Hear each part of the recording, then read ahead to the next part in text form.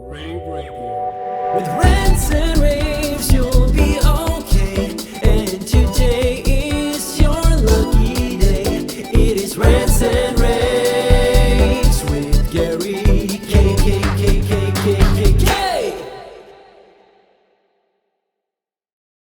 Hey everyone, this is Gary K, and I am joined with my longtime friend, Jason McGraw. Jason, as you may know, used to be at Infocom for almost 30 years as the VP of Expositions, and now he is running among other things, the CEDIA Expo. Jason, how are you? I'm great, Gary. Thanks for a chance to chat today. Well, let's get right to the chase. I mean, the reason why I asked you on is because there is a tremendous amount of consternation, concern, freaking outness. Use any word you want, insert any crazy word you want about CEDIA, because there's a group of people that think you should cancel the show. There's a group of people that, I was just this morning with Jeremy Burkhart. He was like, we're going to the show no matter what with Origin Acoustics. And then you've had some brands pull out. But the truth of the matter is that the world is not falling apart. However, in the last few days, you've had to make some significant changes and some significant modifications. So kind of give us a brief of what's happened over the last week with CEDIA so we can get caught up where we are. So, clearly this is, unprecedented, certainly in my career of managing events to, things are moving along swimmingly and, inside of a week, have a large number of significant brands, for their own reasons. And we totally wholeheartedly appreciate and respect that, each brand's made a company decision to participate or not participate in the show, given the current climate with the pandemic and, rise in Delta variant cases around the country. That being said, we're still doing the show. The convention center's open. The city is open. We're following CDC guidelines. The city has the same mandates as well.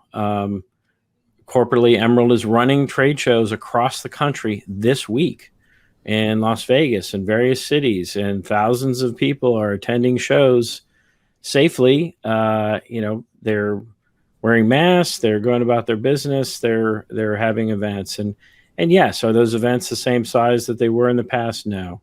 But clearly, out of an abundance of concern, a number of brands decided that it wasn't in their best interest for their employees, and there was public statements made, et cetera.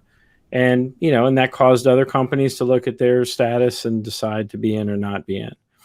But, the show is not just for the large brands. We're serving the whole industry and the whole community. There are over 100 plus 150 companies that will still want to be at the show and exhibit at the show.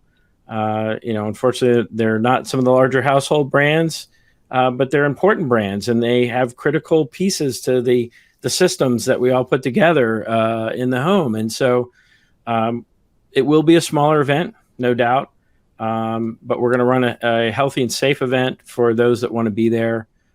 Celebrate the companies that are going to be on the show floor. We're working to redraw the floor plan now. Clearly, we've lost some big chunks of real estate that we're going to have to shift some things around. So we're going to be updating our floor plan as we speak and have an updated list of exhibitors and as quickly as we can. It's been changing every day. And yet I'm getting emails every day from companies saying, hey, thanks, Jason. I'm so glad that you guys are still doing the show. We're looking forward to being there and greeting the attendees that'll be there. That's certainly encouraging. But I can also say, for the brands that have chosen to pull out of the show, they haven't done it lightly. And I've spoken to many of them, senior executives at many brands, and they're like, Jason, we want to be back at the show next year.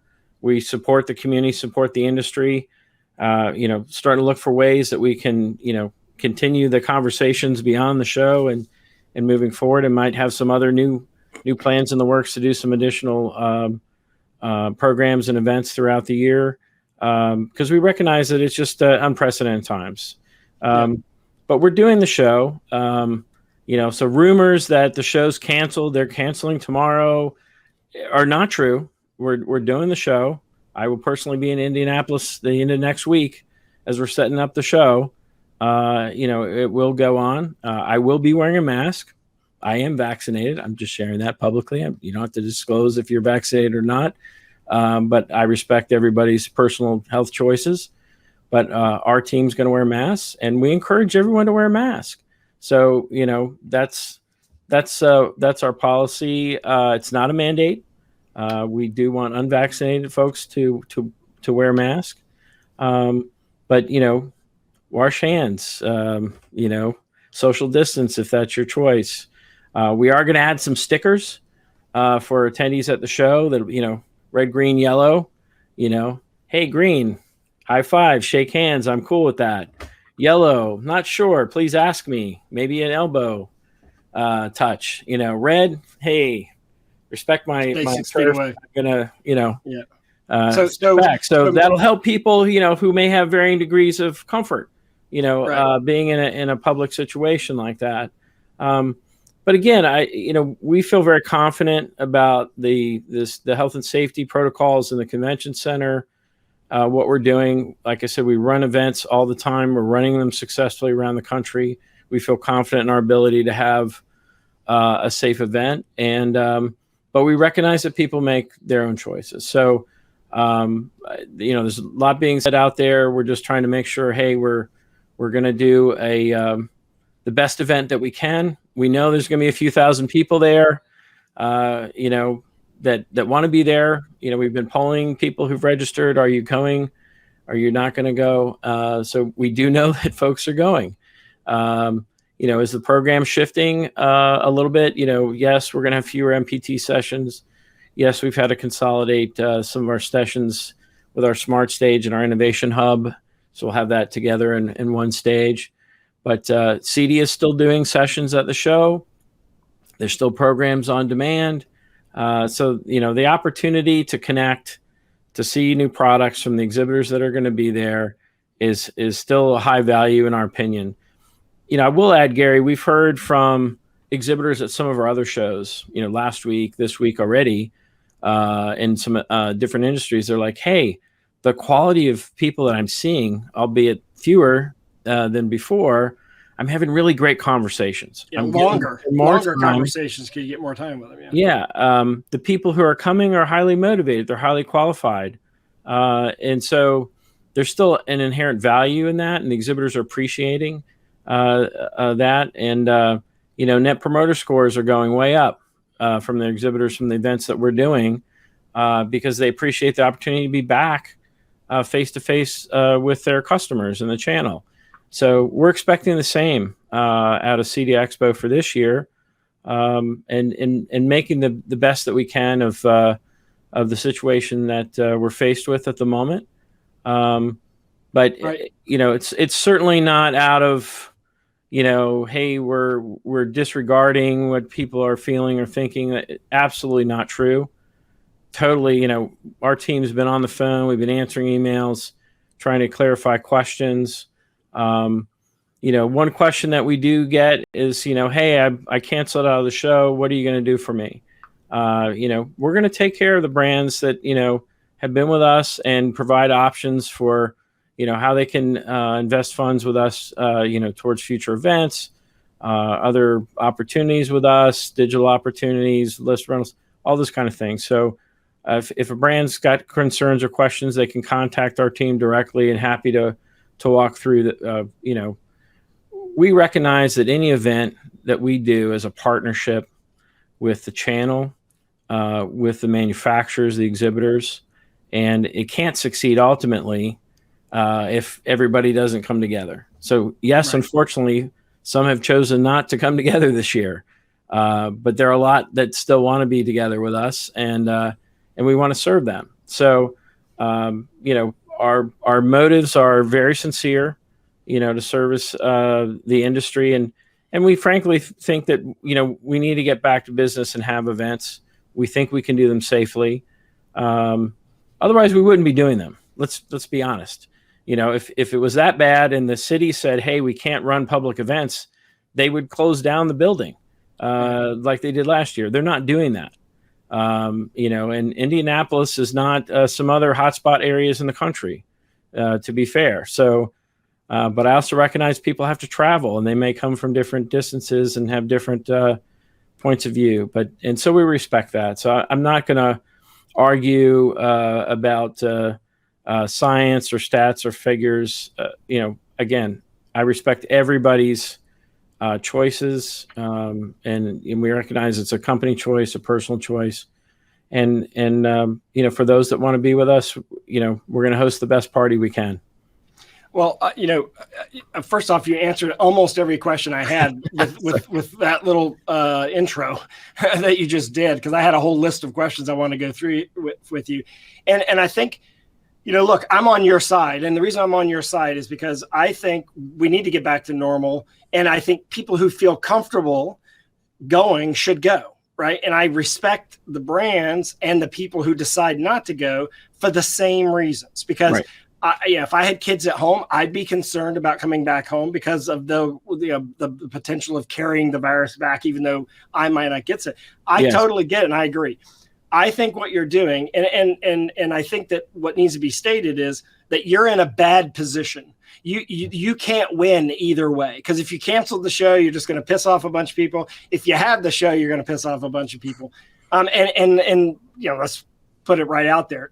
The dominoes that fell because of other brands, some of it is pressure of like, hey, you know, you look like you're not caring about your people if you make them go to do this show. And then some of it is realistic HR concerns. Like some companies have HR policies that say you can't do this, you know, not to go in and say which company was which. Yep. But the fact of the matter is that's what's happening with every show. It's not just CEDIA. But here's the thing. Here's the truth. And you and I talked offline. And this was the reason why I wanted to bring this to the market. Number one is you're respecting the exhibitors and what they choose to do, and you're not penalizing them. They pull out of the show. You're not taking their points away. You're not taking their money away. You're not stealing their money. You're still giving them that opportunity to carry some of that money over next year, but also participate in other events.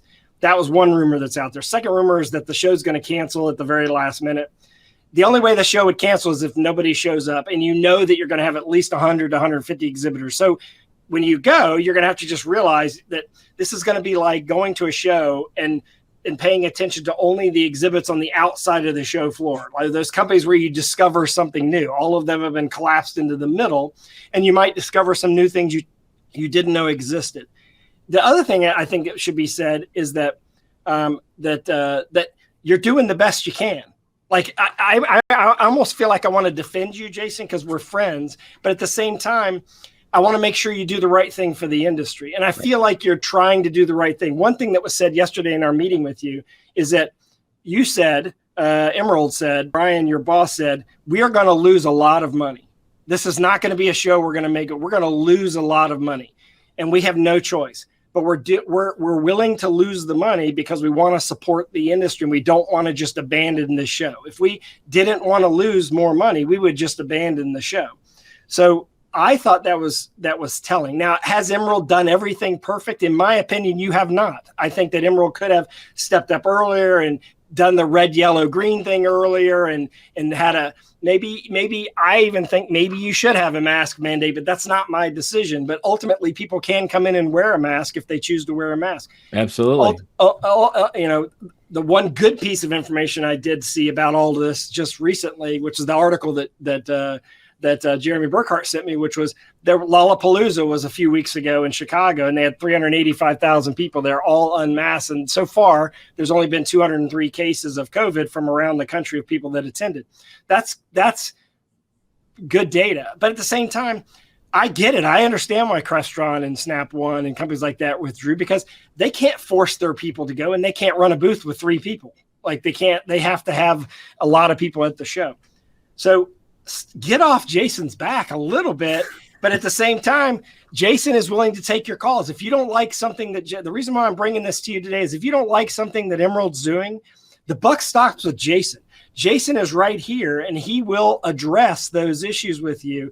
And I think you're doing the best you possibly can. Is it the best you could have done? Definitely not, but you're doing the best you possibly can. point in time. And so, Jason, I want to say, hey, we're going to be there. We're not going to take as big. We were planning on bringing 16 people. We're down to 4 people because we feel like we got to cover the show. We need to cover the show. We're not forcing those 4 people to go. We asked for volunteers who wanted to go, but we wanted to take 16. But we can't take 16 because we don't need 16 people to cover a show that only has 100, 150 booths. We're going to be there. We're going to cover the show. We already have our coverage up at ravepubs.com/CEDIA 2020, CEDIA Expo 2021. Jason, did I leave anything out? Because, there's a lot has been said over the last couple of days, and you started this off well, but I didn't come on here to say you guys have done a great job. I even called you and said, Jason, sure, these are the things that I think you're doing wrong. I was pretty honest with you, was I not?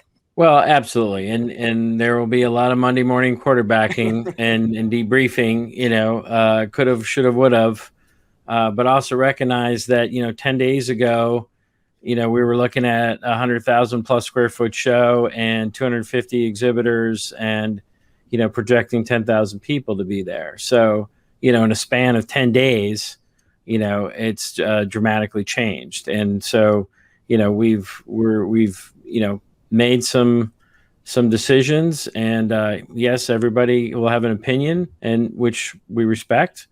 I do welcome hearing any comments or suggestions, and we've heard a bunch.